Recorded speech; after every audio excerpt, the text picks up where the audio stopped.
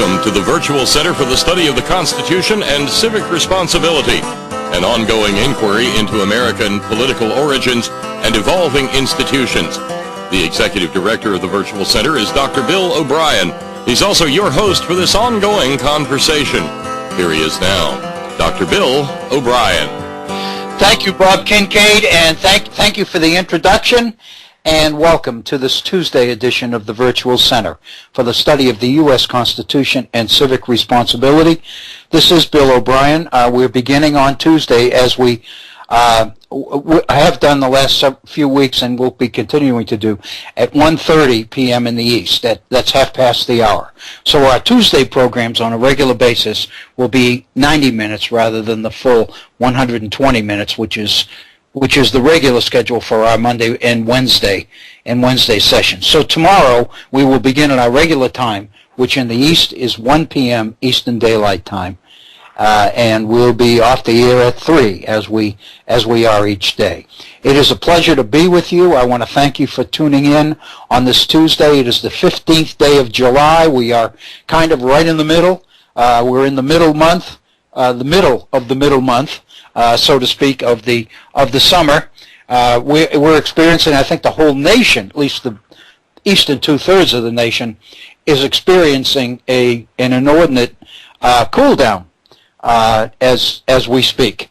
There was yesterday I saw temperatures in the upper Midwest in northern Minnesota and Wisconsin that were in the 50s and low 60s during the day, and that whole cold snap is moving into the lower 48, so that it would be encompassing most of the two-thirds of the nation, eastern two-thirds of the nation, today and tomorrow. And then I believe the temperatures will begin to level off this weekend and get back into the upper 70s and the 80s in most places. But again, we are weathering what has been, I think, so far a delightful summer weather-wise, at least here in the mountains, in the Appalachian Mountains. But I know that there has been some severe weather, and we continue to witness weather which is not at all predictable, and it kind of reinforces the idea that things clearly are happening in weather as well as our environment and our climate, despite the protestations to the contrary by a number of folks. Thank you for being with us today. I do invite you to participate actively in our program. We would love to hear from you. Our phone number is area code 304-574-8178. That's 304-574-8178. My email address, if you'd like to communicate directly with me on these particular issues on a one-on-one basis, I would love to hear from you. My email address is waobrien906@gmail.com. That's waobrien, O-B-R-I-E-N, 906@gmail.com. And again, the phone number, 304-574-8178. Before we get into today's program, I just wanted to mention the fact, a bit of news, but I was just looking at some of the headlines in a few of the major papers before we came on the air just a few moments ago, and I noticed in the New York Times that James McGregor Burns has passed away at the age of 95 years old. James McGregor Burns has written 20 books. I know him principally as a political scientist. He is as well a novelist. He has written a wonderful study of Franklin D. Roosevelt, I believe called The Lion and the Fox. I believe that I'm guessing. I know that there's a book on FDR called The Lion and the Fox. I think that's Burns's book, but I'm not really sure. But he has written a study of FDR, and he has written numerous books on political science and the functioning of American democracy. Perhaps the major one was in the 1970s called The Deadlock of American Democracy. And again, it was about gridlock.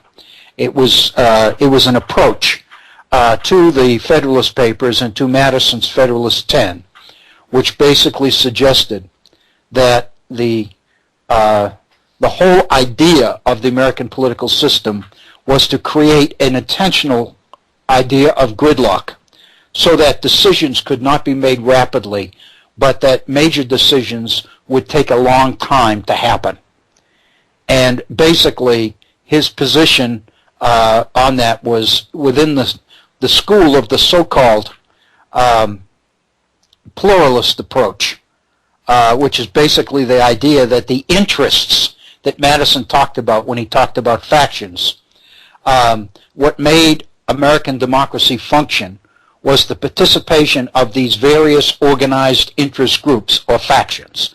In other words, rather than emphasizing Madison's approach, the idea that factions were a problem, James McGregor Burns argued that it was the existence and the ability of these factions to participate actively in political decision-making in America, which is what made American democracy work.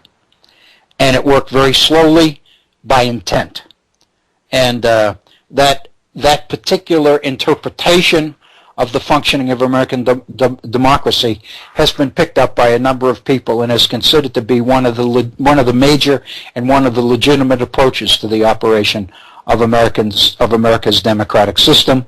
The whole idea of pluralism within the American Republic. I guess the person most associated with pluralism is Robert Dahl. Robert Dahl's study of New Haven politics, which was done in the 50s, I believe, entitled Who Governs, was the first major effort to suggest that government, municipal government in New Haven, Connecticut, was a function of the organized groups that made up the political constituencies in the New Haven political network.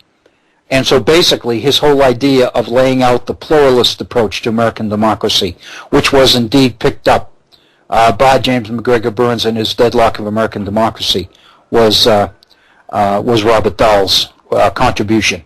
And Robert Dahl has written an awful lot about Madison and about Federalist Number 10 and the whole idea of factions, the nature of representation, the real functioning, the real life functioning of separation of powers in the American political fabric and all the rest of it. He, James McGregor Burns, Robert Dahl, these along with E.E. Schatzsnyder, and Austin Rainey, and probably four of the major students of American democracy. And we lost one today, one of the key ones, which was James McGregor Burns. I'm particularly familiar with James McGregor Burns of late because in the fifth of 5 graduate classes that we developed for our PRISM West Virginia American History grant, which ended last year in summer of 2013. The last class in the series was a class on leadership within the context of the American Republic. And the textbook that we adopted for that class was James McGregor Burns' book on leadership, The Distinction Between Transactional and Transformational Leadership, which is a classic, a prize winner. It's one of the most substantive and one of the most beautifully researched and written books on the American political system that exists. And of course what Burns is arguing is that the nature of American democracy as it functions is a laboratory for a very, very unique and very special kind of leadership. And that it seeks out and rewards a particular kind of leader which is unique and which is different than the way leadership is defined throughout most political systems in the modern world. And so Burns was obviously a fan and an advocate of the unique nature of the American Republic. He was one of the greatest authors who writing about it. His textbook on American democracy has gone through, I believe, that were in the 16th or 17th edition of his textbook on American political democracy. It's a classic. I can remember when I first took my first government class in college in the early 1960s, we used Burns's textbook. And at that time, it was about the 3rd edition. And we are now, I believe, in the 15th or the 16th or the 17th, something like that. I've lost track.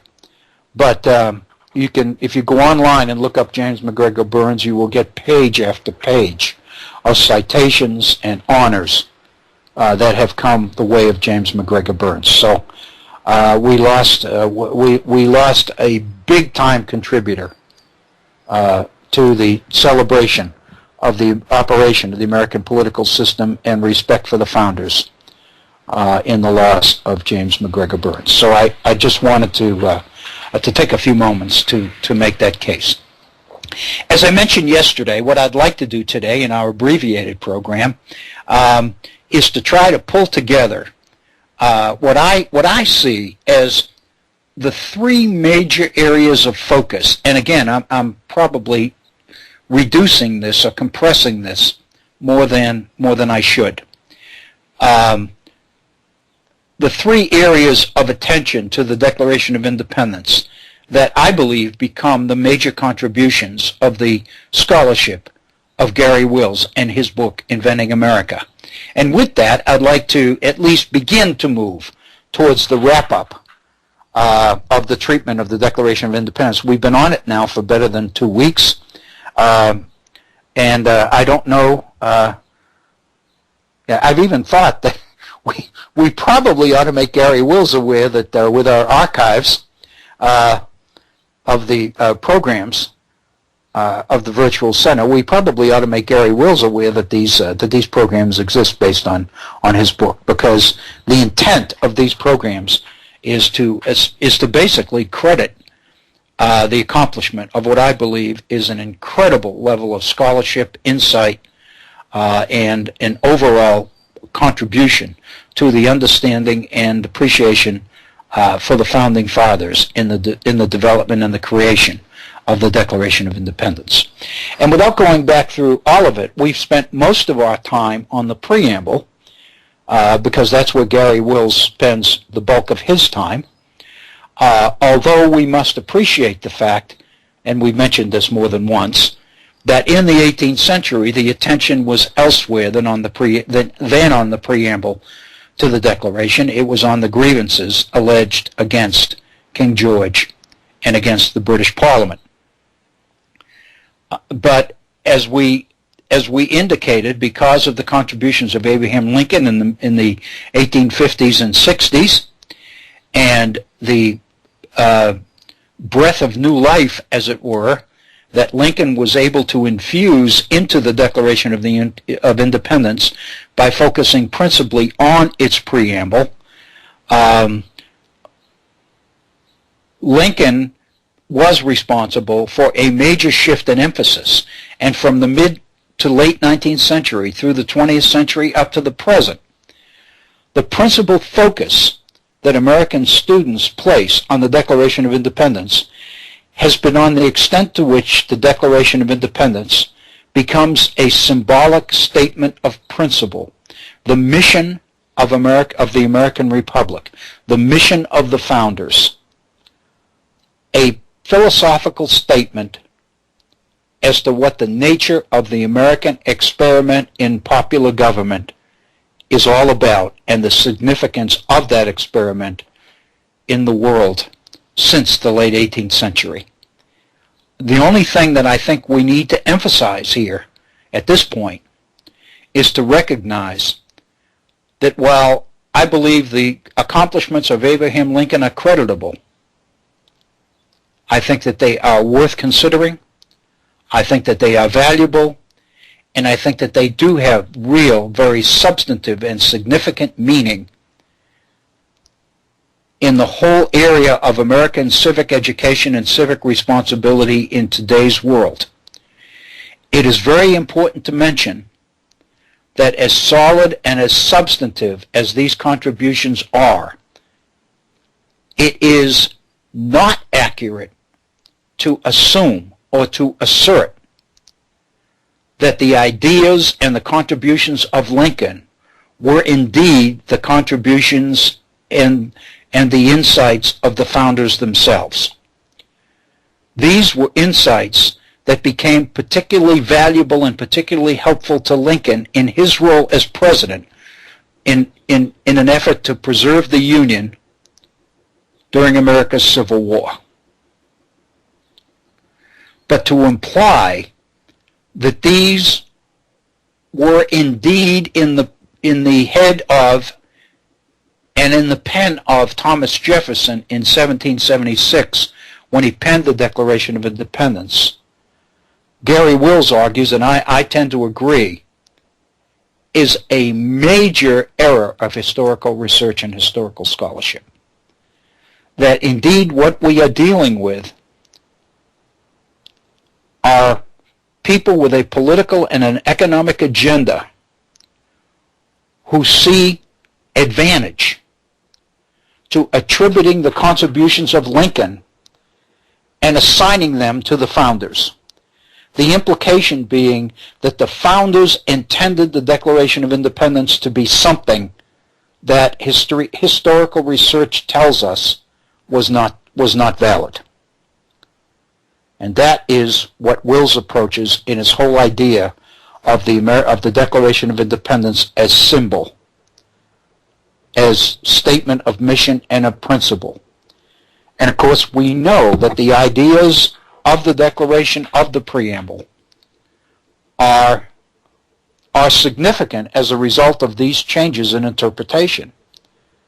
The fact that what America is all about in the modern world is the idea of respecting the individualism of every citizen in advocating the participation and contributions of all citizens in the political process, the idea that the legitimacy and the power of government itself is directly attributable to the consent of the governed, the fact that the purpose of government, as Jefferson stated, is to protect man's unalienable rights to life, liberty, and the pursuit of happiness. And we have spent the better part of the time that we've been concentrating on this issue, we have been focusing on a number of statements and concepts and principles in Jefferson's preamble to the Declaration. We focused on the idea of self-evident truths. We focused on the idea of unalienable rights. We'll be back to that today. We focused on the issue of the pursuit of happiness. We have considered scholarship which sets out to define more precisely what Jefferson meant by happiness. We have looked within these contributions of the so-called Scottish Enlightenment. We have looked at the changes that this would make in the overall interpretation of the Declaration of Independence and the extent to which it raises serious challenges and serious questions to the orthodox interpretation of the Declaration, which is the idea that the spirit and the basis, the foundation of Jefferson's Declaration preamble is in the philosophy, the political philosophy of John Locke.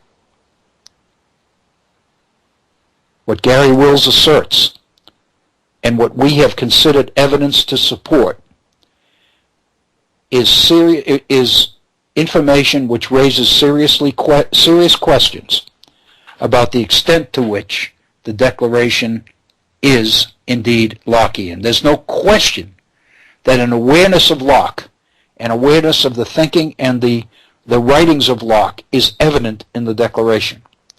But to suggest that it's all Locke, and that all of these other ideas and considerations never really enter the picture at all, I believe is a disservice not only to the Scottish Enlightenment philosophers who put these arguments and ideas together, but a disservice to Jefferson and a disservice to the Congress of the United States, the Continental Congress, that adopted his Declaration of Independence and accepted carte blanche the self-evident truths that Jefferson articulated. What we've been concentrating on is what exactly the idea of self-evident truths meant in the context of the 18th century worldview. We have taken time to try to get our arms around the 18th century worldview. We have considered Jefferson's idea of what is called familiarly the right of revolution in the Declaration of Independence. The idea that government's power comes from the consent of the governed, that it is limited by contract, and that whenever government breaks the contract and seeks to assume more than the limited powers which the people have consented to give it, then the people not only have the right, they have the duty to overthrow that government and to create a government which will abide by the terms of the so-called social contract. That's Locke. There's absolutely no question. But it is not exclusively Locke.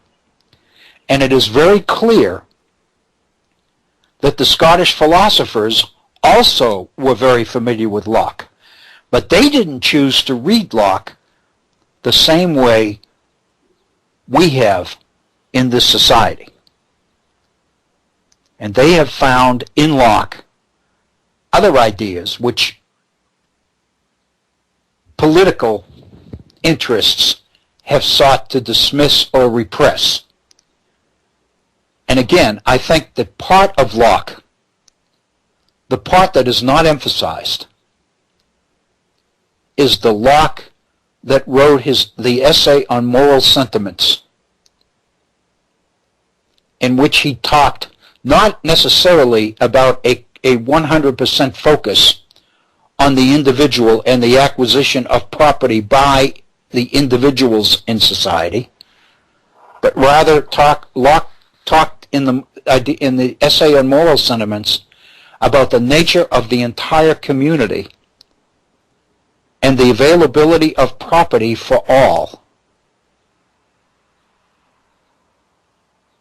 And the idea that while man's private property was very, very important, access to it was very important,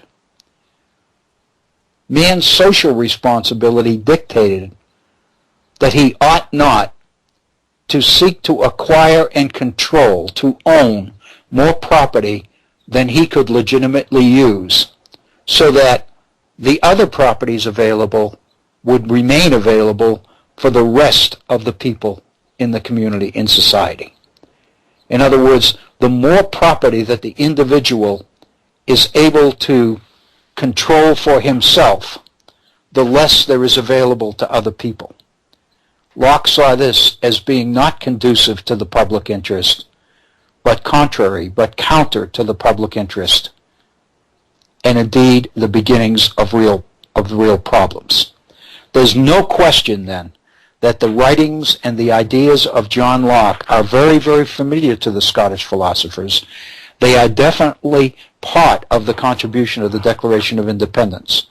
But to suggest that they are the essence of the Declaration of Independence and that everything else is not a consideration is quite invalid. I think Gary Wills has proven that.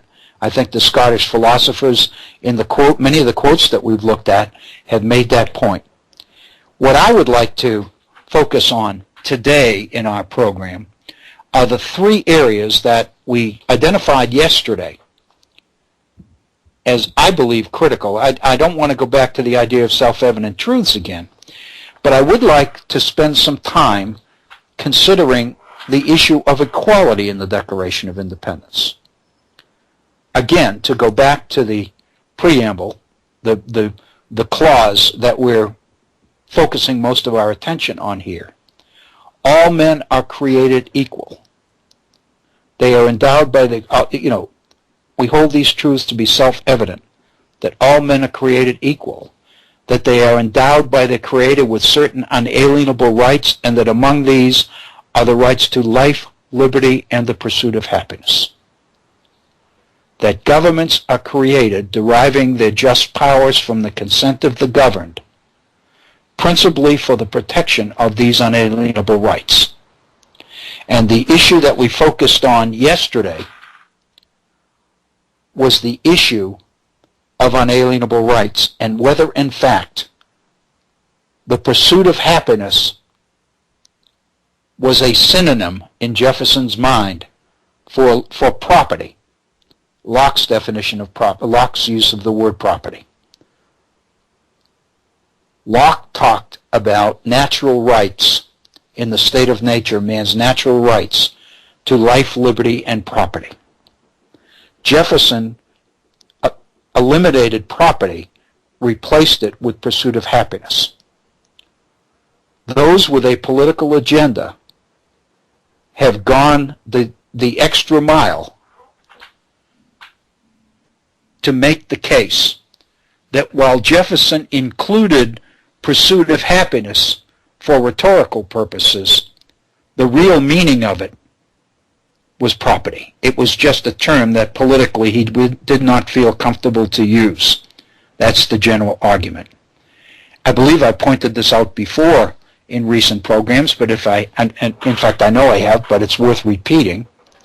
I think it's very significant that the people who asked us to accept the idea that when Jefferson said pursuit of happiness, he meant property, are the same people who insist that we must, in order to interpret the Constitution of the United States, we must seek out the original intent of the founders. We must interpret constitutionality by focusing on the language and the words of the founders themselves. That the big mistake that liberals make, according to conservatives, is that they are inclined to interpret the Constitution in ways which suggest that they focused more on what they think the founders should have said in the Constitution, the framers, than what they did say. I think it is quite a contradiction to realize that the people who suggest or argue for the integrity and the accuracy and the inviolability of the words of the framers when it comes to the Constitution are the same people who ask us, when considering the Declaration, to comfortably accept the fact that pursuit of happiness is really property. That suggests to me a major contradiction, and I think we need to consider it as such.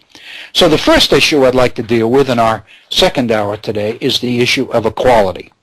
The second issue is the issue of unalienable rights, and we dealt quite a bit with this yesterday. In fact, Bob Kincaid, at the end of the program yesterday, called and shared his thoughts on the idea of unalienable rights and the meaning of alienable, and the fact that it suggested a focus on otherness, on transferability or alienation. The idea to alienate is to put the emphasis on the other rather than on self. So the idea of alienable suggests the idea of transferability. We talked about that yesterday. I'd like to kind of wrap that up with a few of significant, what I think are significant comments and quotations from some of the philosophers of this period who deal with that issue in detail. And then finally, the last issue I'd like to deal with in this context is the idea of happiness itself, the pursuit of happiness, and how these people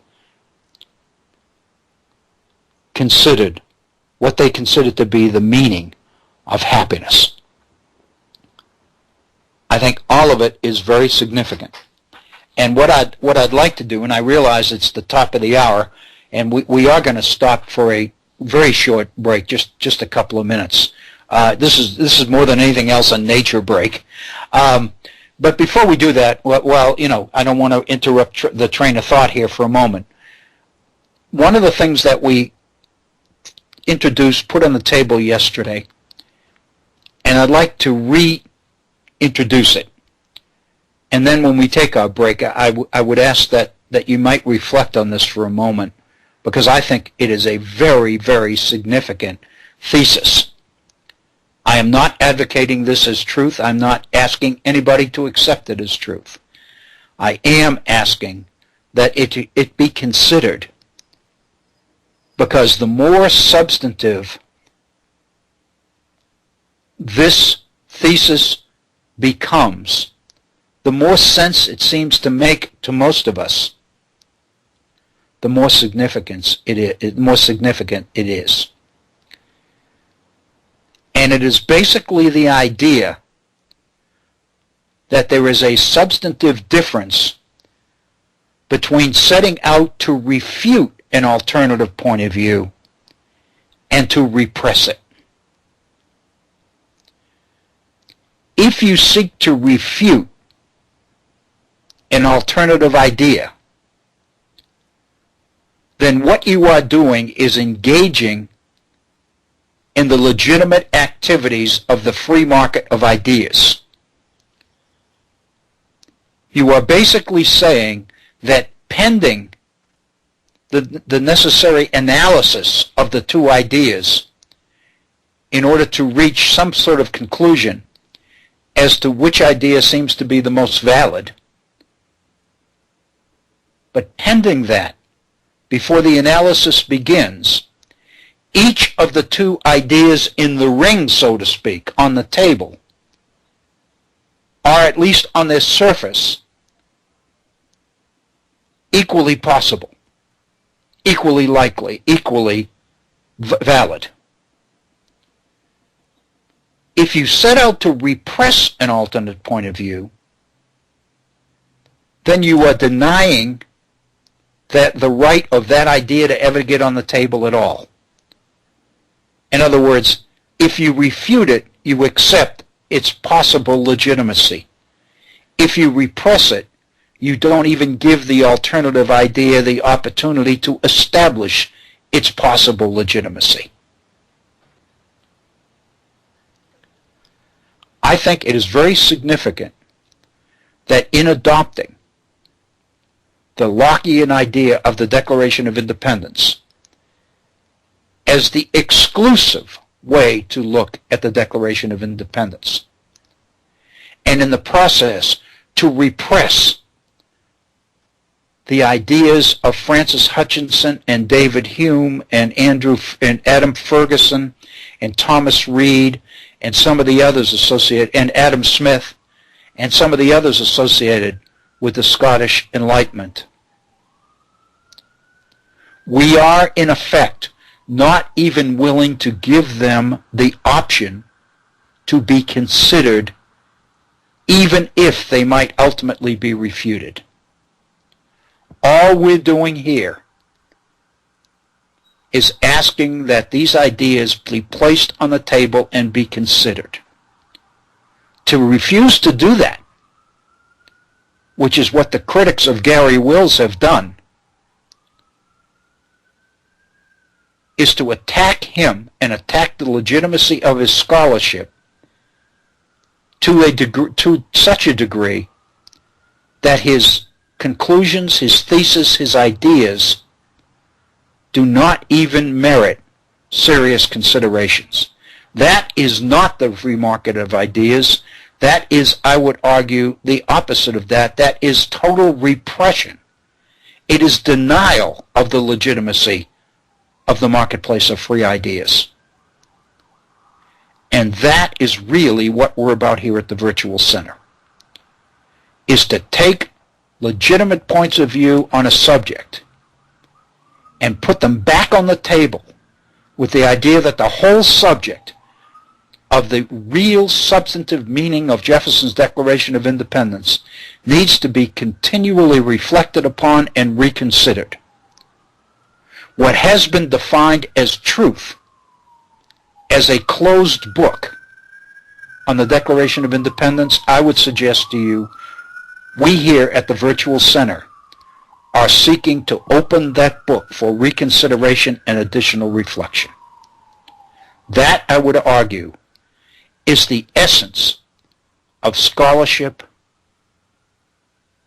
and proper academic procedure and the basis of quality education.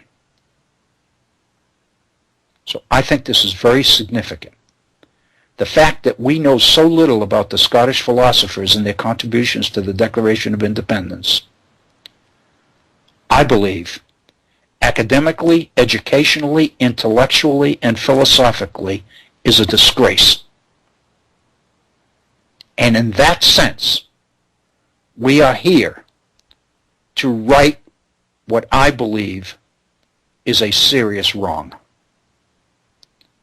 I think the critics of the Scottish philosophy as Scottish Enlightenment are guilty of a serious wrong in challenging and attacking the credibility of Gary Wills for having the audacity to bring legitimacy to these philosophical arguments and philosophical positions.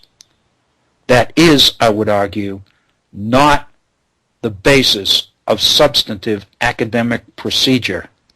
It is indeed the opposite of such.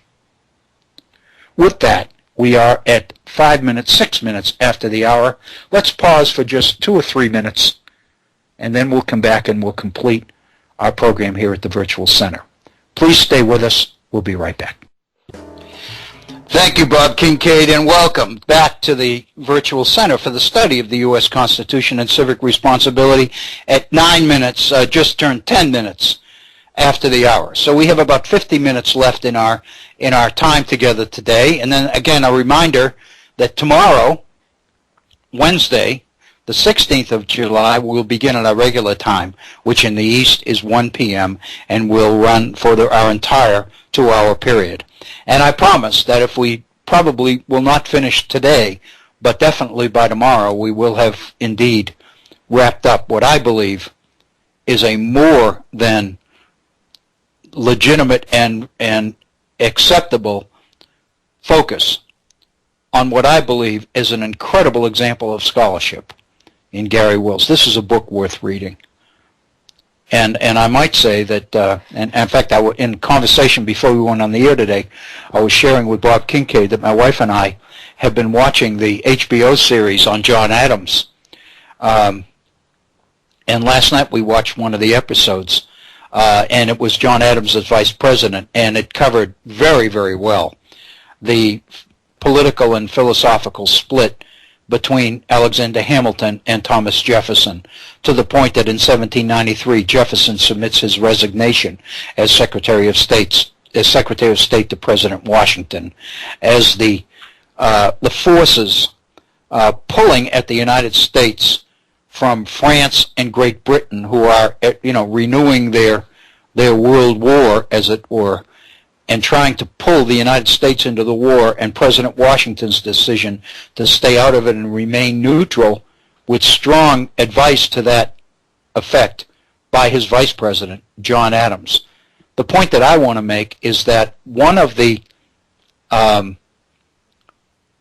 minor points that most of the viewing audience would not pick up in this, but I did for obvious reasons, in the discussions between John Adams and Jefferson during this period, Jefferson makes mention of the fact that he had participated and acted as an active advisor and collaborator with Lafayette in 1789 in the drafting of the French Declaration of the Rights of Man. And he makes the point that he had been asked by Lafayette for his counsel. And I think that's a very significant point. I don't think that most people would see it as such in that program. But the fact of the matter is that it is an important factor, I believe, because as part of that collaboration, as part of Jefferson's consulting role with Lafayette in the drafting of the French Declaration of the Rights of Man, Jefferson makes the strong suggestion to Lafayette that use of the word property be taken out of that declaration.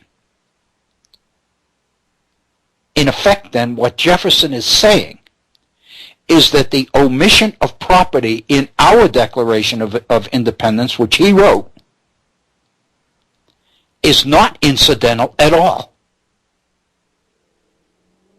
That in omitting property and replacing it with pursuit of happiness, Jefferson is making it clear that this was an important omission on his part.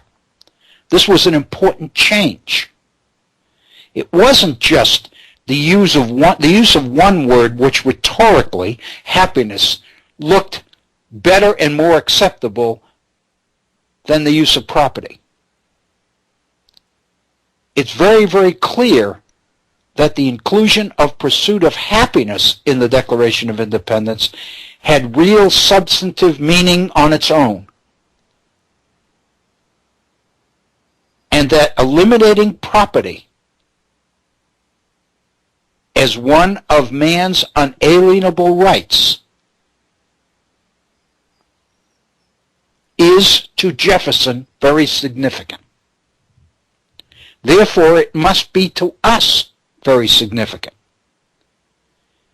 That means, then, that to Jefferson, property is not one of the inalienable rights. The pursuit of happiness is. Therefore, if the creation of government is to protect man's unalienable rights, man's happiness is an alienable right, is an unalienable right that government has a responsibility to promote and protect. But the pursuit and ownership of property by individuals is not. I don't think that we can continue to accept the position of those on the right, and I don't mean only the scholars of this particular period. I mean the journalists on the right as well, the Limbaughs and the Mark Levins and the and others, the George Wills, who continue to assert that while the Declaration says happiness, it means property. I think the evidence of Jefferson's behavior in France, asking Lafayette to take property out of the Declaration of Independence, is very significant. Very significant. I think we have to consider that. Again, I invite your calls. Our phone number is area code 304-574-8178. That's 304-574-8178. My email address, waobrien906@gmail.com. That's waobrien906@gmail.com. As I mentioned, I'd like to go back, and our first focus I'd like to spend some time on is the issue of equality as Jefferson used the term in the Declaration of Independence. What I'd like to address and try to nail down once and for all is what these people meant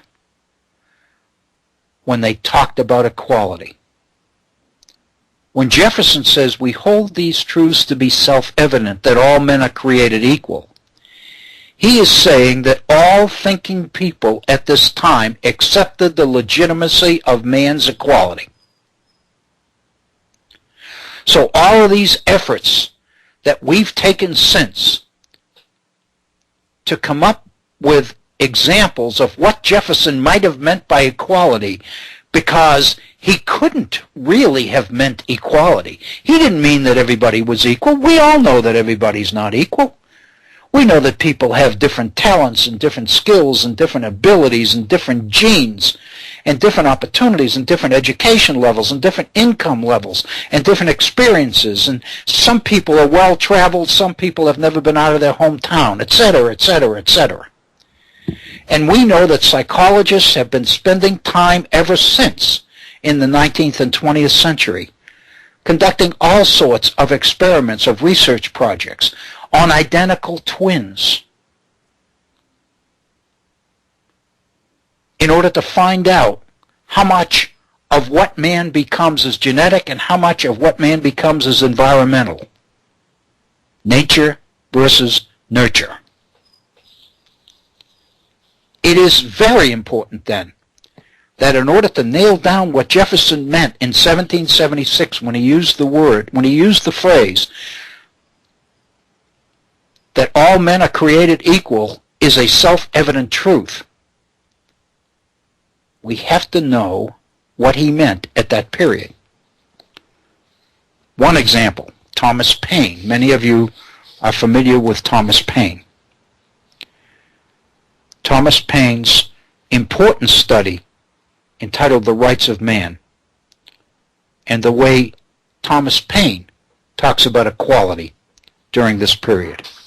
Quote, every history of the creation and every traditionary account, whether from the lettered or unlettered world, in other words, whether from the lettered or unlettered means whether from the well-educated or the not well-educated world, however they may vary in their opinion or belief of certain particulars, all agree in establishing one point, the unity of man, by which I mean that men are all of one degree, and consequently that all men are born equal, and with equal natural right, in the same manner as if posterity had been continued by creation instead of generation, the latter being only the mode by which the former is carried forward.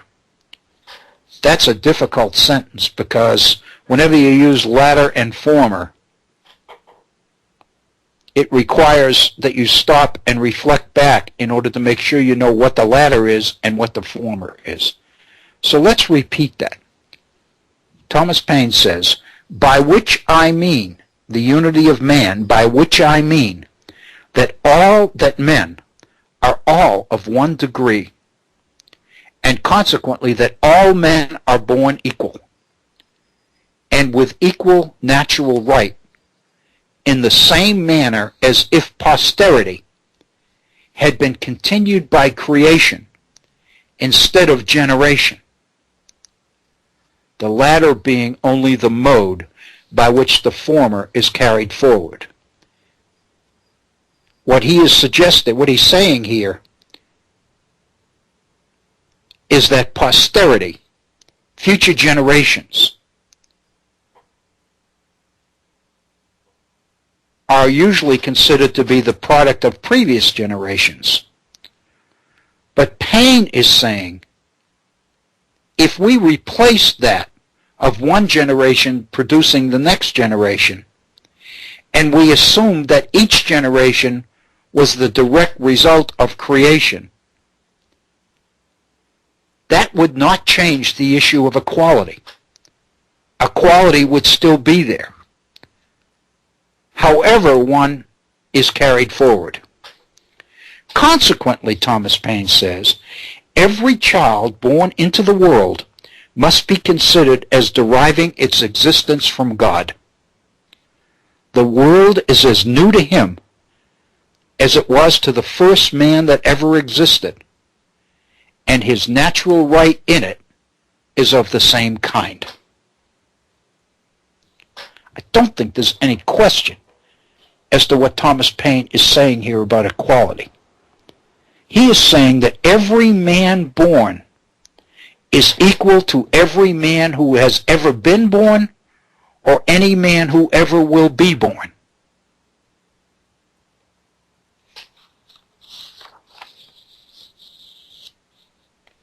So says Thomas Paine. Let's look at David Hume.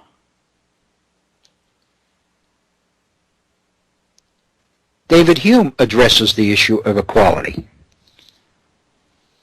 And he says the following: mankind are so much the same in all times and places that history informs us of nothing new or strange in this particular. Kind of says, in a way, that it's a self-evident truth, doesn't he? Mankind are so much the same in all times and all places that history informs us of nothing new or strange in this particular. History doesn't vary one iota from this fact that men, people, are the same at all times and in all places. And then he goes on, were there no uniformity in human actions, and were every experiment which we could form of this kind irregular and anomalous, it were impossible to collect any general observations concerning mankind, and no experience, however accurately digested by reflection, would ever serve to any purpose. What he's saying there is, if people weren't equal, if everybody was unique, everybody was different, then history and all the rest of our study wouldn't give us any information we can use. The only reason that studying the past and doing research gives us some insight as to what man is like is because man doesn't change. Are the manners of men different in different ages and countries? We learn thence the great force of custom and education, which mold the human mind from its infancy. What Hume is introducing here is a reality that what makes men different is custom and education that affect the human mind from its infancy. But that doesn't change the fact that in infancy, all men are created equal.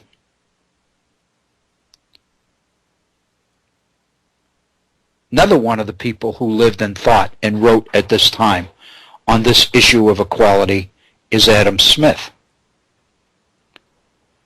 And Adam Smith says the following: the difference of natural talents in different men is in reality much less than we are aware of. And the very different genius which appears to distinguish men of different professions when grown up to maturity is not upon many occasions so much the cause as the effect of the division of labor. In other words, what we see as differences in people and professions is the result, the effect of the division of labor. It's not the cause, but the effect of the division of labor. The difference between the most dissimilar characters, between a philosopher and a common street porter, for example, seems to arise not so much from nature as from habit, custom, and education. Again, what Adam Smith is saying is that all men are born equal. If they become different, it's because of what we do to them, what the societies they live in do to them, what they're taught, what they're forced to do, what they're forced to believe, what they're forced to become, all of that is a matter of circumstance. But none of it denies the basic reality of equality. So says Adam Smith. What is it that is the basis of this equality? Hutchinson said,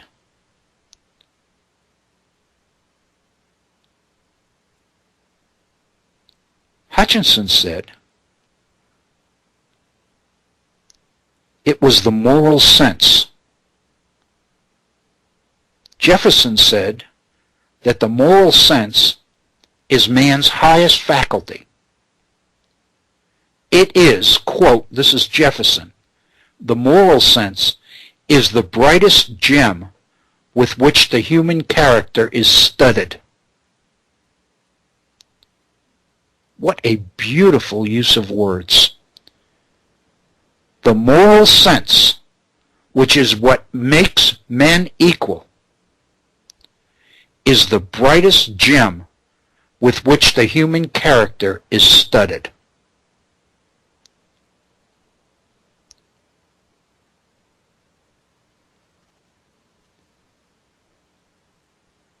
So it is the moral sense that is the basis of man's equality. What is innate?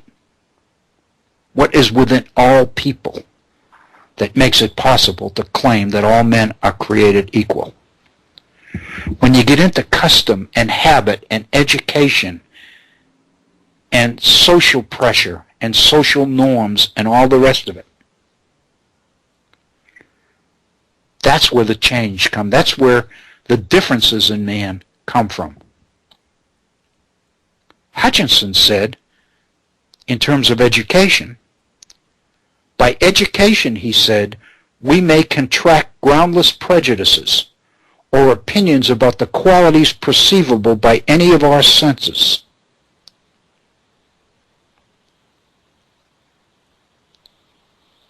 Sentiment chooses the end.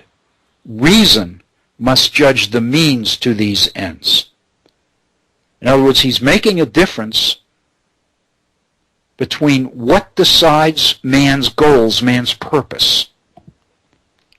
That's the moral sense, the basis of man's equality. It's responsible for our ends. But the means, how to achieve the ends, is the result of reason, rationalism, logic, education, indoctrination, whatever you want to call it. What we are taught once we are here is what makes us unequal, takes equality and transforms it into inequality.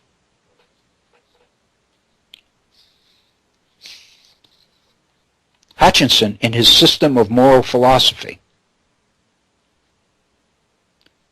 says the following: we may indeed often imagine, without ground, in other words, he's saying this has no basis in fact.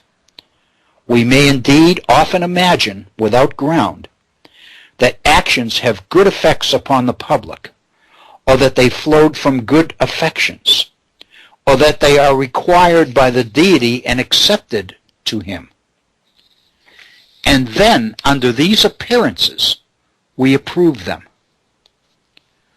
It is our reason which presents a false notion or species to the moral faculty. Our moral sense tells us what's true. It is our reason that screws that up, that changes that.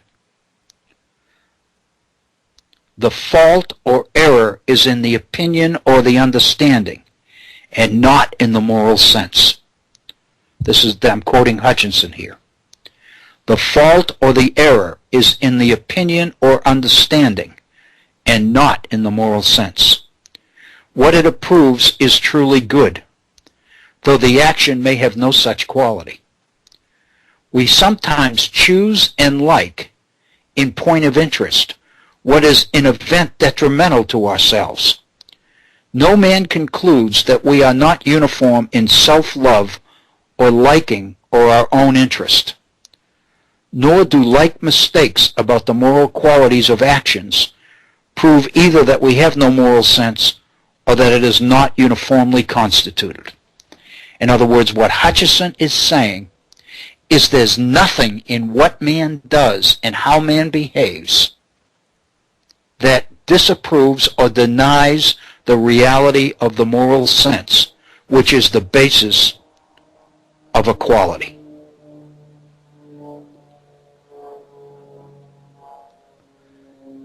It is ironic that John Locke is a major contributor to this idea of equality in his essay on human understanding, not in his treatises on government. Locke's essay on human understanding talks about man as a tabula rasa, as a blank slate, and that everything man becomes is the product of what he learns and what he's taught and the environment he is placed in. In effect, if every man comes in here as a tabula rasa, as a blank slate, and this is my example, if every man comes into the world as wet concrete, then every item, everything that makes an impression on that concrete will be interpreted exactly the same, because until the concrete becomes different because of the experiences that it's exposed to, the wet concrete is the same for everybody.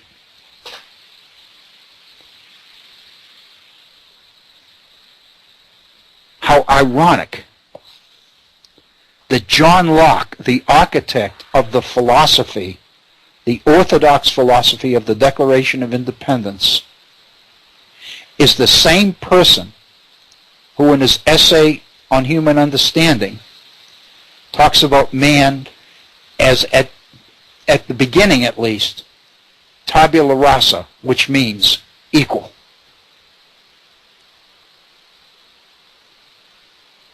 Hutcheson again.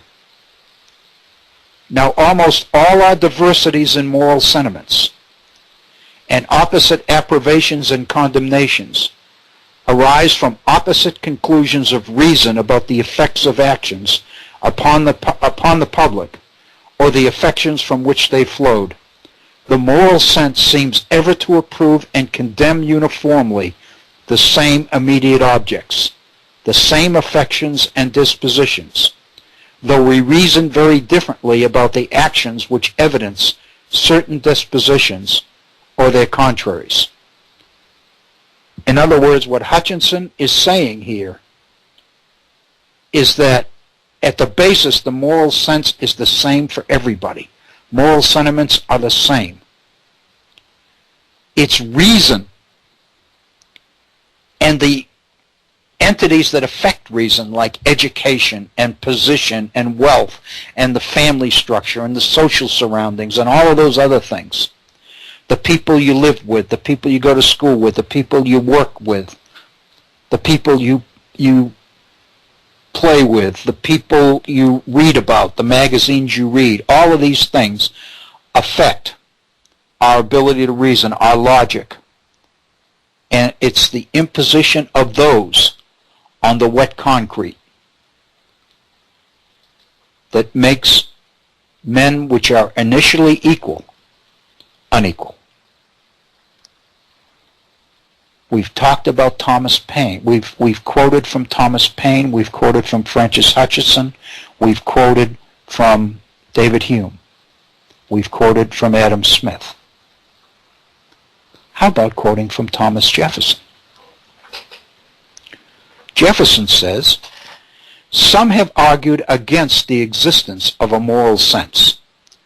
by saying that if nature had given us such a sense, impelling us to virtuous actions and warning us against those which are vicious, then nature would have also designated by some particular earmarks the two sets of actions which are in themselves, the one virtuous and the other vicious. Whereas we find, in fact, that the same actions are deemed virtuous in one country and vicious in another. The answer is that nature has constituted utility to man the standard and test of virtue. What makes an action good or bad, positive or negative, as to whether it benefits man or not. That is the test of virtue. Men living in different countries, under different circumstances, different habits and different regiments, may have different utilities. The same act, therefore, may be useful and consequently virtuous in one country, which is injurious and vicious in another, differently circumstanced. So again, the actions by themselves are not the issue. It's the environment within which they take place, the circumstances, the education, the reason, the logic, all of those other things.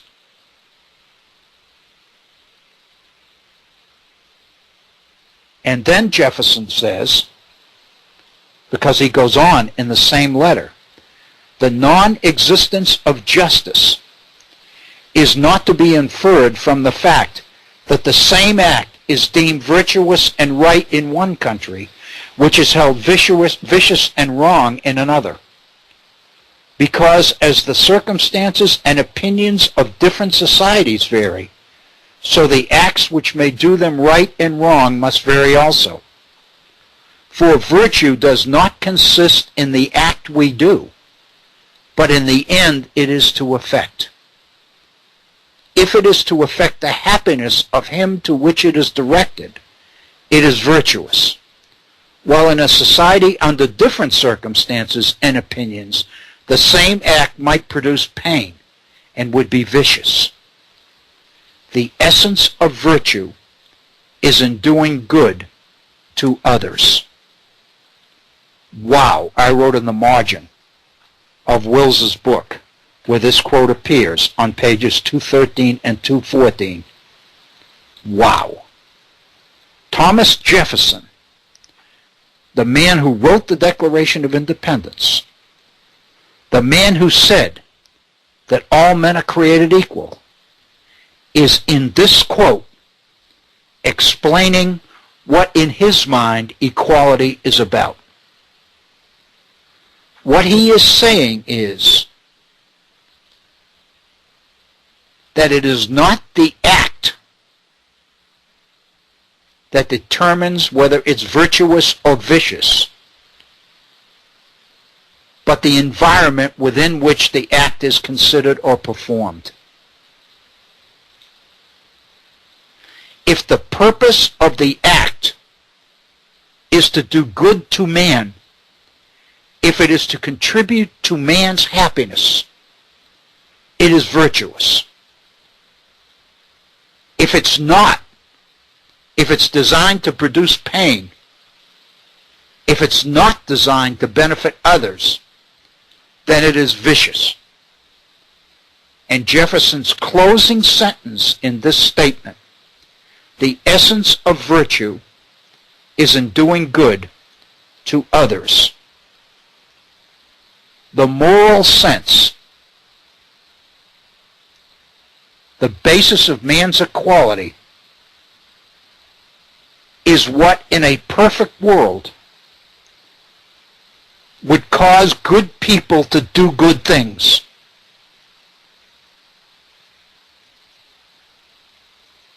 Because the ultimate virtue, the ultimate inclination, the ultimate intents of what comes from man's heart, not his head, but his heart, is to do good. Therefore, if the purpose of government is to protect man's inalienable rights, and among these are life, liberty, and the pursuit of happiness, what then is the pursuit of happiness? The pursuit of happiness is doing good for others. It has nothing to do with doing good for yourself. It has everything to do with doing good for others.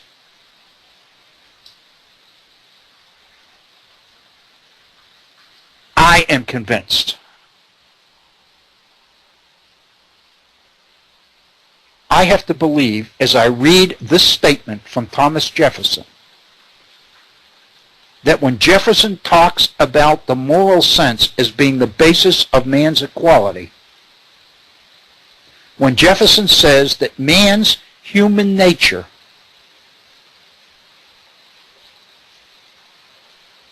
is to do good to others, and all men are equal in that quality,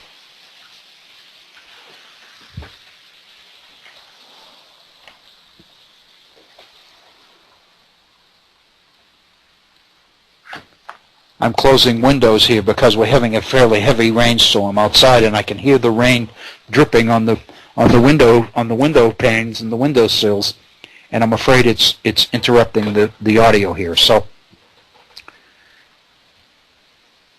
when Jefferson is saying to me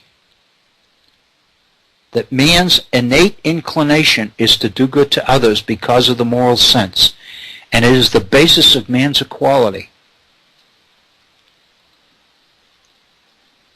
and that the whole idea of virtue is doing good to others, then the pursuit of happiness is the pursuit of whatever it is that you need to do or develop in order to bring happiness to other people. It is something that is not defined on an individual basis, but on a social basis, on a communitarian basis. Going back to a quote that we saw some days ago by Thomas Reed, common sense to Thomas Reed is communal sense. It's what makes sense to the community, not to your reason. Because what every one of these people has said, Francis Hutcheson, David Hume, Adam Smith, Thomas Jefferson, what every one of these men has said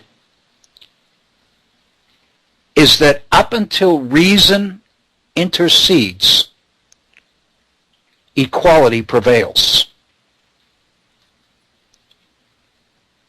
What creates separation in society, what creates inequality, what creates division, what creates faction, is not what has meaning in the communal sense, but what has meaning in the individual sense.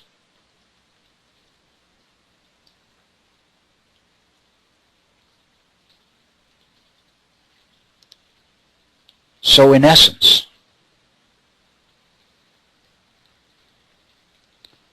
the elimination of property from the preamble to the Declaration of Independence, the exclusion of property as an unalienable right, and its replacement with the pursuit of happiness suggests clearly to me that Jefferson's meaning in the Declaration of Independence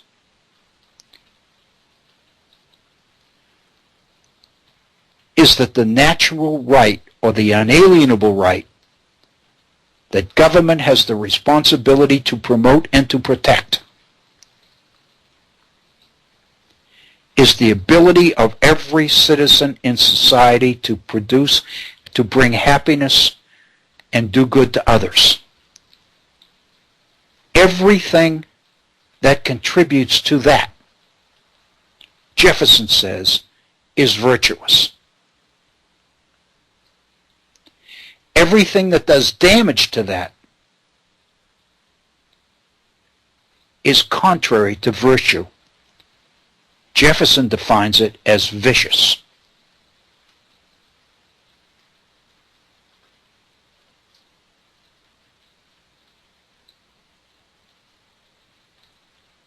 The protection of private property for the individual, the removal of property from community access to private ownership,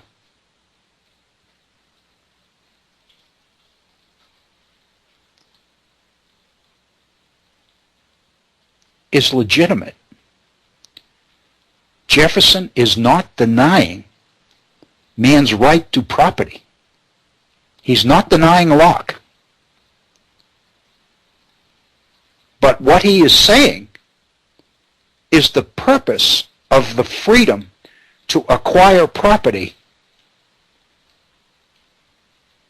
is to be able to use it for the public interest, for the common good. Therefore, it's not the right to retain property, to own it, that is a natural right, but the right to pursue it, the right to have access to it. And everybody, because they are human beings, has this innate idea or this drive, this moral sense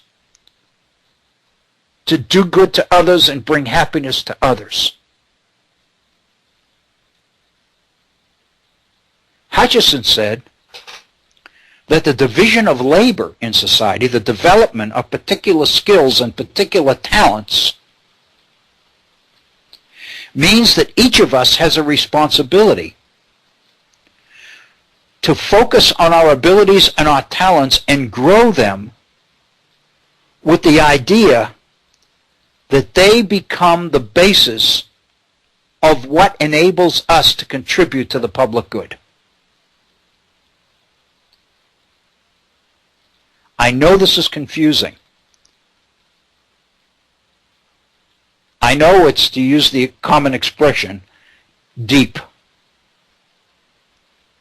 But oh my God, is it important.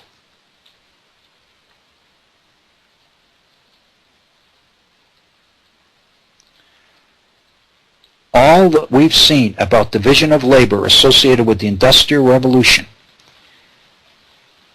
and about freedom and equality of opportunity and the idea that everybody ought to be free to develop their own talents and their own abilities, primarily as a way to contribute to the public good, to the community,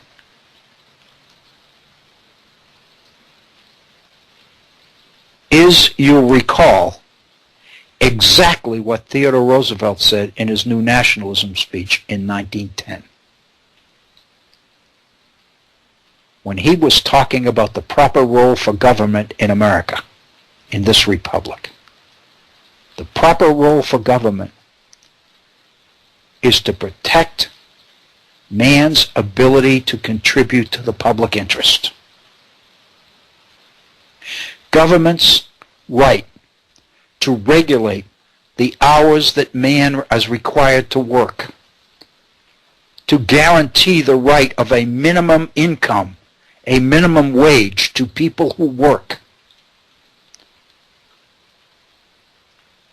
is government's right, because government has the responsibility under our political system, under this republic, to do everything that it can do to promote man's ability to contribute to the community. And if man is working for a wage that does not allow him to live or to support his family, and requires instead that he hold 2 jobs or 3 jobs, and that he work not 40 hours a week, but 80 hours a week or 120 hours a week, means that in order to provide for the necessaries of life for himself and his family, he is being denied the opportunity to contribute anything to the community at large. Consequently, government has the right to step in that situation and establish a minimum salary and say nobody can live or pay for his responsibilities, do what's necessary to handle the necessaries of life for himself and his family, unless he makes at least X dollars per hour.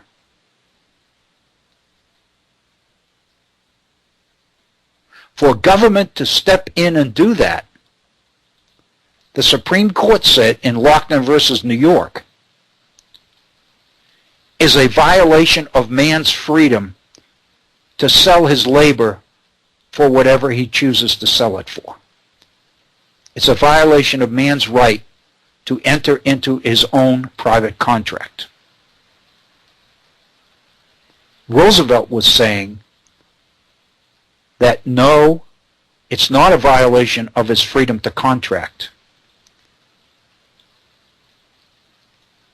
It's enabling him to make the kind of living wage and the right to work in the safe environment in order to permit him to make a meaningful and substantive contribution to the community at large. That's the public interest. That's what the pursuit of happiness is all about.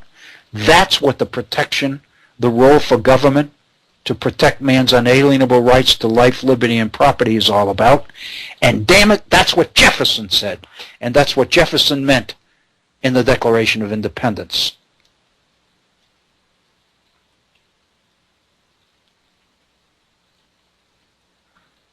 And to pull all of this finally together, we have less than 5 minutes to go in our program today, is to go back to the idea of the meaning of unalienable.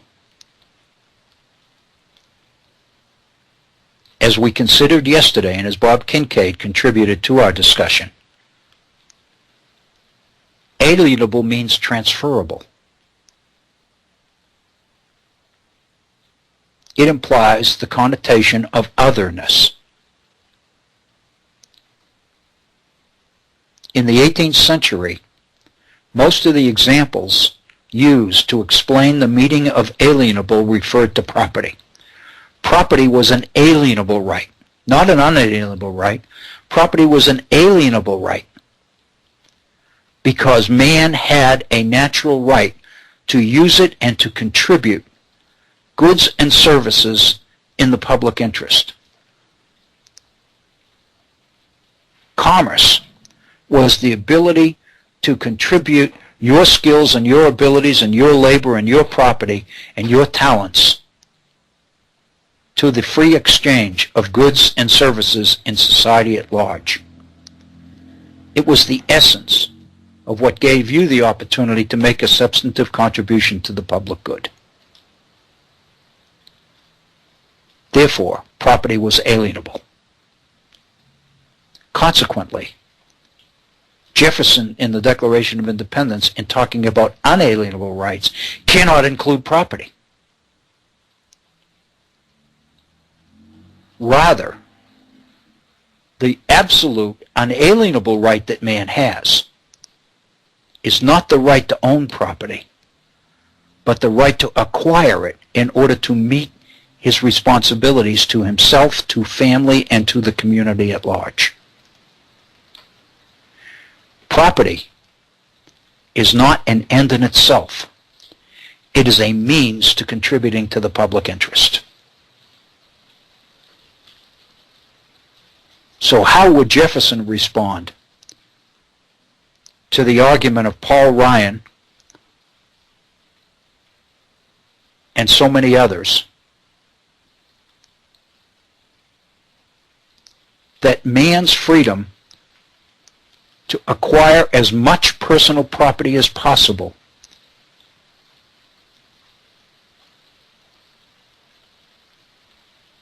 and own it and invest it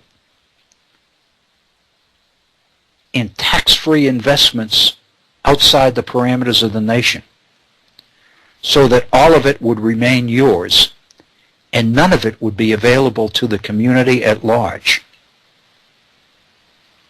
How would Jefferson respond to that? I would suggest to you that would be an example of what Jefferson called vicious. How ironic that those that seek to support that kind of a self-interested society based on greed and exploitation set out to appropriate Thomas Jefferson and use him in order to defend the kind of society they want to create. What a disservice to Jefferson and to the founders. What a disservice to all of us. It is 59 minutes after the hour. It is time that we leave you today and invite you to come back tomorrow for our Wednesday edition at the Virtual Center for the Study of the U.S. Constitution and Civic Responsibility. This is Bill O'Brien. Please be safe, enjoy your evening, and take the opportunity to come back and visit with us tomorrow. Thank you so much.